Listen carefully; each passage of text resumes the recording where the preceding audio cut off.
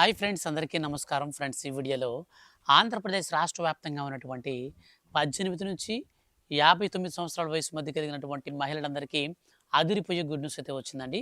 So రాష్ట్ర ప్రభుత్వం నేరుగా వారి ఖాతాలోకి ప్రతి నెలలో రూ. 1500 చొప్పున మహిళా శక్తి పథకం కింద ఆడబిడ్డ నిధినైతే మనకు కన్ఫర్మ్ అయితే చేసిందనమాట. సో దీనికి సంబంధించి డేట్ కూడా అయితే అనౌన్స్ చేశారు.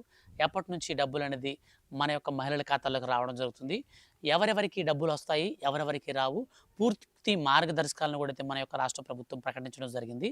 సో వీడియోలో నేను మీకు క్లారిటీగా ఎక్స్ప్లెయిన్ చేస్తాను. వీడియోని స్కిప్ చేయొద్దు, ఎండ్ వరకు పూర్తిగా చూడండి. మన యొక్క రాష్ట్ర వ్యాప్తంగా ఉన్నటువంటి ఎవరైతే ఈ యొక్క 18 సంవత్సరాలు పైబడినటువంటి వారు మహిళలు ఉన్నారో వాళ్ళందరికీ కూడా వీడియోని షేర్ అయితే చేయండి. మీరు గవర్నమెంట్ నుంచి మహిళలకు సంబంధించినటువంటి ఏ చిన్న అప్డేట్ అయినా సరే వచ్చిన వెంటనే మిస్ కాకుండా తెలుసుకోవాలి అనుకుంటే ఛానల్ని సబ్స్క్రైబ్ చేసుకొని పక్కనే వచ్చే బెల్ సింబల్ని ఆల్ పైన ట్యాప్ చేయండి. అప్పుడే మీకు ఏ చిన్న అప్డేట్ వచ్చినా సరే మిస్ కాకుండా అందరికంటే ముందుగా మీరు ఈజీగా తెలుసుకోవచ్చు. ఇక లేట్ చేయకుండా టాపిక్ని స్టార్ట్ చేద్దాం. ఫ్రెండ్స్, ఆంధ్రప్రదేశ్ రాష్ట్ర ముఖ్యమంత్రి సీఎం నారా చంద్రబాబు నాయుడు గారు ఎంతో ప్రతిష్టాత్మకంగా మేము అధికారంలోకి వచ్చిన తర్వాత ప్రతి మహిళకు రూ. 1500 చొప్పున ప్రతి నెలలో మహిళా శక్తి పథకం కింద అయితే డబ్బులను పంపిణీ చేస్తామని ప్రకటించారు. సో ఆయన ప్రకటించినటువంటి విధంగానే ఇప్పుడు మన యొక్క ఆంధ్రప్రదేశ్ రాష్ట్ర వ్యాప్తంగా ఉన్నటువంటి మహిళలకు ఈ యొక్క రాష్ట్ర ప్రభుత్వం పూర్తి మార్గదర్శకాలను కూడా విడుదల చేయాలని ఆదేశాలు కూడా అధికారులకు జారీ చేసింది. సో అధికారులకు ఆదేశాలు జారీ చేసినప్పుడు రీసెంట్లీ జరిగినటువంటి క్యాబినెట్ మీటింగ్లో మనకు కొన్ని మార్గదర్శకాలను కూడా విడుదల చేశారు. వీటిని కొన్ని మార్పులు చేర్పులు చేసి అనంతరం అర్హుల ఖాతాలలోకి ఆ డబ్బులైతే విడుదల చేయాలని, అర్హులను ప్రస్తుతం ఉన్నటువంటి ఈ మార్గదర్శకాలకు అనుకూలంగా అర్హులను గుర్తించే ప్రక్రియ కూడా అయితే స్టార్ట్ చేయాలని రాష్ట్ర ప్రభుత్వం భావించింది. అందులో భాగంగానే మన యొక్క ఆంధ్రప్రదేశ్ రాష్ట్ర వ్యాప్తంగా ప్రస్తుతం ఎవరైతే ఈ యొక్క 18 సంవత్సరాల వయసు నుంచి 59 సంవత్సరాల వయసు మధ్యలో ఉన్నారో వారందరికీ కూడా రూ. 1500 చొప్పున నెలకి విడుదల చేయాలి అంటే మన యొక్క రాష్ట్ర వ్యాప్తంగా ఉన్నటువంటి మహిళలు ఎవరైతే ఉన్నారో వారి యొక్క మొత్తం సంఖ్య చూస్తే దాదాపు 28 లక్షల మందికి పైగా అర్హులు ఉన్నారు. ఇది వచ్చేసి మనకు P4 సర్వే ఆధారంగా అర్హుల్ని గుర్తించింది రాష్ట్ర ప్రభుత్వం.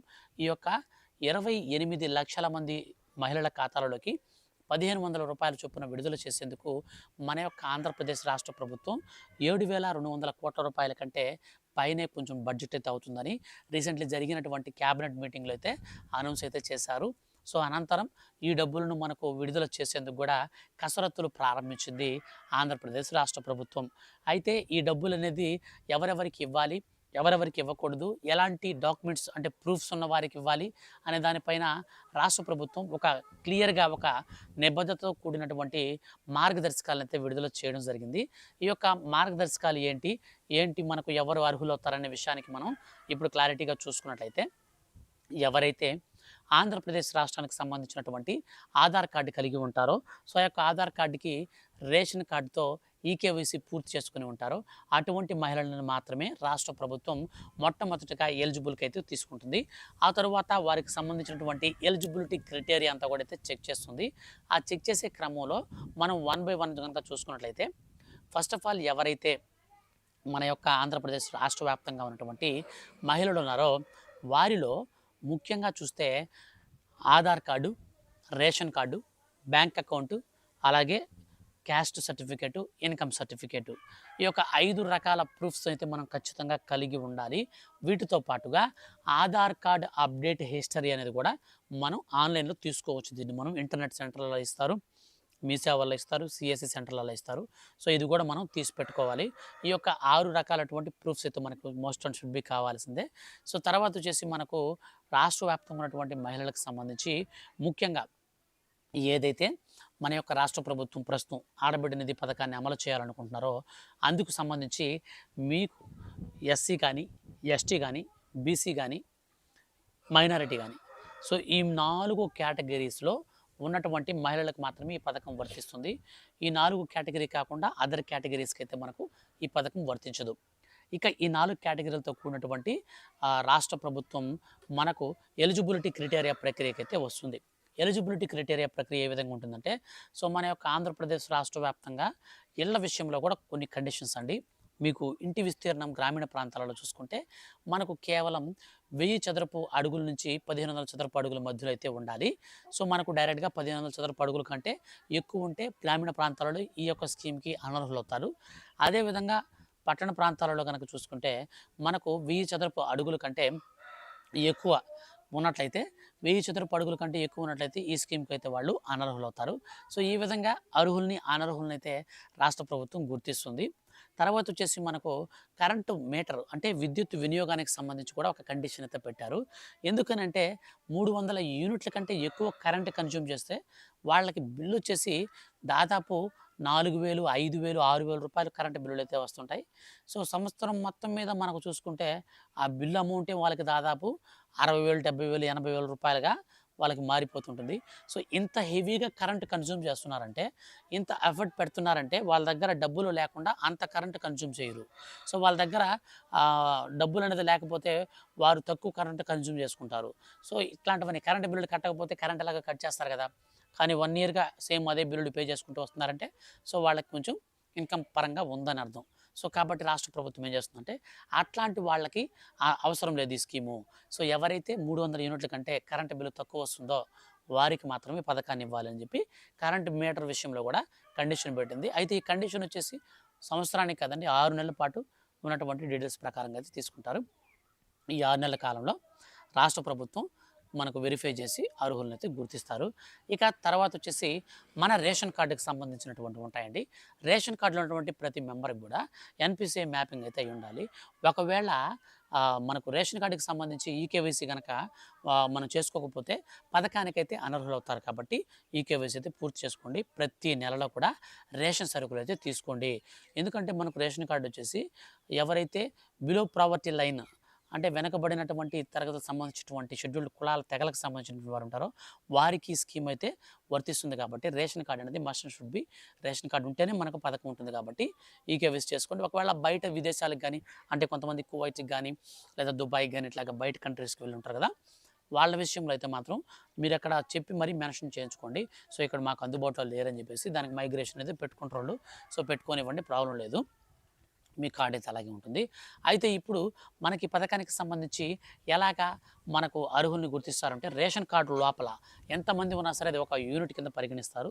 ఒక యూనిట్‌లో మనకు ఎంతమంది లబ్ధిదారులున్నారు, ఎంతమందికి మనం ఈ పథకాన్ని అమలు చేయాలి అనే విషయం పైన రాష్ట్ర ప్రభుత్వం అయితే ఇప్పుడు పూర్తిగా నిమగ్నమైందండి. సో మన యొక్క రేషన్ కార్డులో ఎవరైనా సరే ముఖ్యంగా చూస్తే ప్రభుత్వ ఉద్యోగులు గానీ ఉన్నట్లయితే ఈ స్కీము ప్రభుత్వ ఉద్యోగులకి ఉండదనమాట. వారికి అనర్హులనమాట. ఇక రాజ్యాంగబద్ధమైనటువంటి పదవుల్లో ఎవరైనా ఉంటే సో వాళ్ళకి కూడా ఈ స్కీమ్ అయితే వర్తించదు. ఇక మూడో పాయింట్‌గా చూసుకున్నట్లయితే ఎవరైనా సరే మున్సిపాలిటీ కార్మికులుంటే మాత్రం వాళ్ళు ప్రభుత్వ ఉద్యోగుల అయినా సరే మున్సిపాలిటీ ఉద్యోగులకైతే వెసులుబాటు ఉంది. ఇక 4 చక్రాల వాహనం విషయంలో మనకు తెలిసిందే. కారు వైట్ కలర్ బోర్డు కలిగిన కారు ఉంటే మాత్రం ఈ స్కీమ్‌కి అనర్హులవుతారు. సో తర్వాత వచ్చేసి ఈ పథకానికి సంబంధించి చాలా అంటే చాలా ఇంపార్టెంట్ పాయింట్ అండి. సో మీ యొక్క ఆహ్, రేషన్ కార్డ్‌లో ప్రస్తుతం గానీ లేదంటే మనకు గతం మాజీలు గానీ ప్రజాప్రతినిధులు గనక ఉన్నట్లయితే అంటే రాజ్యాంగబద్ధమైన పదవులలో ఉన్నవారు మాజీలు సర్పంచులు కావచ్చు, ఉప సర్పంచులు కావచ్చు, ప్రస్తుతం ఉన్నటువంటి సర్పంచులు, ఎమ్మెల్యేలు ఈ కేటగిరీకి అంతా కూడా ఈ స్కీమ్ వర్తించదు. ఇక మనకు తర్వాత వచ్చేసి ముఖ్యంగా ఈ పథకానికి సంబంధించి ఎవరైనా సరే ఇన్‌కమ్ ట్యాక్స్ పేయర్స్ గనక ఉంటే వారికి కూడా ఈ పథకం వర్తించదు. సో ఈ విధంగా మనకు కొన్ని రూల్స్ పెట్టారు. ఇక పొలం విషయంలో కూడా ఒక లిమిట్ అయితే పెట్టారండి. సో పొలాన్ని కూడా అంటే ఇన్ని రకాలుగా కేటగిరీగా మనల్ని విభజించి రాష్ట్ర ప్రభుత్వం మన యొక్క అసలైన అర్హుల్ని గుర్తించేందుకే తాపత్రయపడుతుందనమాట. సో అందులో మనకు పొలం విషయంలో గనక చూసుకున్నట్లయితే మీకు మెట్ట పొలం గాన చూస్తే 7 ఎకరాలు, మాగాణి చూస్తే 3 ఎకరాలు, లేకపోతే 2 కలిపైనా సరే ప్రాబ్లమ్ లేదు. మీకు 10 ఎకరాల కంటే మీ రేషన్ కార్డులో ఉన్నటువంటి వారి మీద భూమి అనేది ఎక్కువ ఉండకూడదు.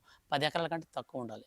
10 ఎకరాల కంటే ఎక్కువ ఉంటే మీరు భూస్వాములు అవుతారు కానీ చిన్న సన్నకారు రైతులు ఎవరు, సో మీరు పేదవారు ఎవరు. కాబట్టి 10 ఎకరాల కంటే తక్కువ ల్యాండ్ అనేది కూడా ఉండాలి.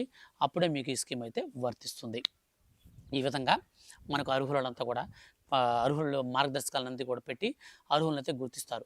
ప్రభుత్వం వద్ద ఇప్పటికే ఒక 2 రకాల డేటా అయితే ఉందన్నమాట.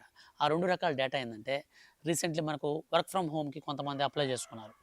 సో అప్పుడు రీసెంట్లీ మన దగ్గర గవర్నమెంట్ దగ్గర P4 సర్వే దగ్గర నుంచి అప్లై చేస్తున్నారు. P4 సర్వే అయితే మనకు ప్రభుత్వం మన యొక్క ఫ్యామిలీలో ఉన్నటువంటి వారందరినీ కూడా P4 సర్వేలో సర్వే చేసింది. ఈ సర్వే అయితే మనకు చాలా అంటే చాలా ఉపయోగపడుతుందనమాట. ఇందులోనే P4 సర్వేలోనే 18-59 సంవత్సరాల వయసు మధ్యలో ఉన్న వారందరినీ కూడా ఈజీగా ఫైండ్ ఔట్ చేయొచ్చు. ఒకవేళ మీ ఫ్రెండ్స్ అండ్ ఫ్యామిలీస్‌లో ఎవరైనా సరే మీకు P4 సర్వేల దగ్గర చేసుకోకపోతే వెంటనే అయితే చేయించుకోండి. ఇక ఖచ్చితంగా మన యొక్క రాష్ట్ర ప్రభుత్వం ఈ పథకాన్ని అమలు చేయడానికి అర్హులు గావించబడడానికి మీరు ఎక్కడో ఒక దగ్గర హౌస్ హోల్డ్ మ్యాప్‌లో ఉండాలి. సో కొన్ని ప్రూఫ్స్ చెప్పాను కదా! వాటితో పాటుగా మీ బ్యాంక్ అకౌంట్‌కి ఎన్‌పీసీ మ్యాపింగ్ అనేది చేయించుకోండి. ఇక రెండోదిగా చూసుకుంటే మీకు ఏదో ఒక సచివాలయం పరిధిలో హౌస్ హోల్డ్ మ్యాప్‌లో అయితే ఉండాలి. హౌస్ హోల్డ్ మ్యాప్‌లో మీరు గనక లేకపోతే ఈ పథకం వర్తించదు. కొంతమంది మీకు డౌట్ రావచ్చు. మీరొచ్చేసి మీ మదర్ వాళ్ళ ఆధార్ కార్డ్‌లో ఒక అమ్మాయికి కొత్తగా పెళ్ళయింది. వాళ్ళ మదర్ వాళ్ళ కార్డ్‌లోనే ఉంటుంది. వాళ్ళది ఒక ఊరు. కానీ ఇప్పుడు భర్త వాళ్ళ ఇంటి దగ్గర కాపురం ఉంటుంది. ఇప్పుడు నేను ఎక్కడ హౌస్ హోల్డ్ మ్యాప్ చేసుకోవాలంటే ప్రాబ్లమ్ లేదు. మీ మదర్ వాళ్ళ ఇంటి దగ్గరైనా సరే హౌస్ హోల్డ్ మ్యాప్‌లో ఉంటే నీకు మీ ఆయనోళ్ళ ఇంటి దగ్గరే మీకు ఆధార్ అడ్రెస్‌ని చేంజ్ చేసుకున్నా మీకు డబ్బులైతే వస్తాయి. ఎటువంటి ప్రాబ్లమ్ లేదు.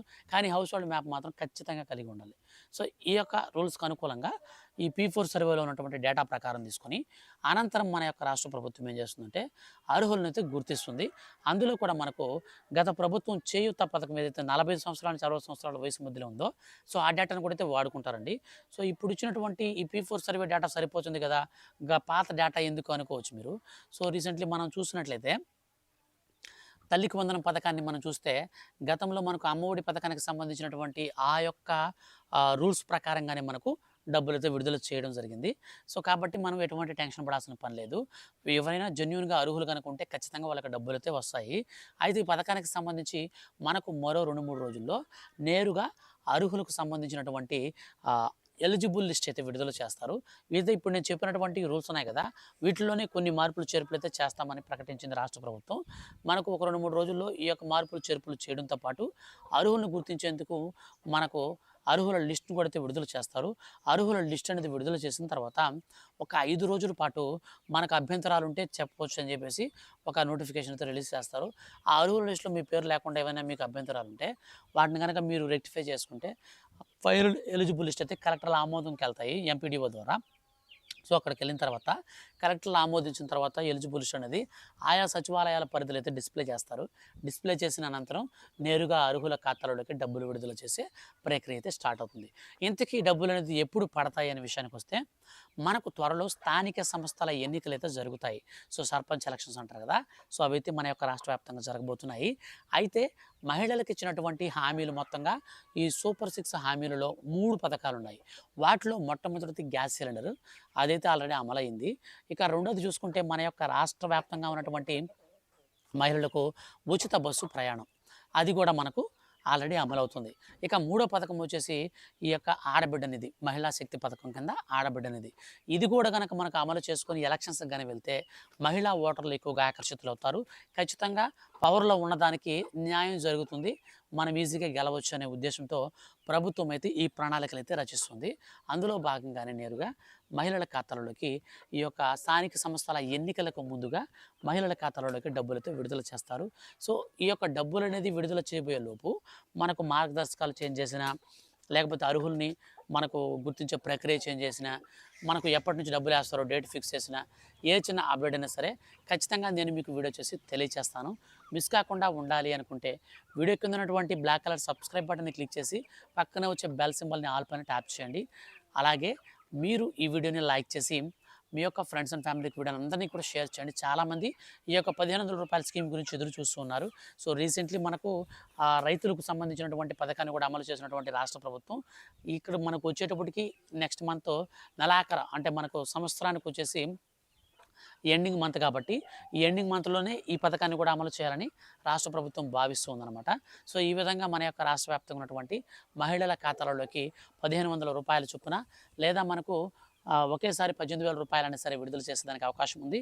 ఏది ఏమైనా ఏ అప్డేట్ అయినా వచ్చిన వెంటనే మిస్ కాకుండా తెలుసుకోవాలనుకుంటే ఛానల్ సబ్స్క్రైబ్ చేసుకొని రెగ్యులర్‌గా ఫాలో అవుతుండండి. Thank you for watching.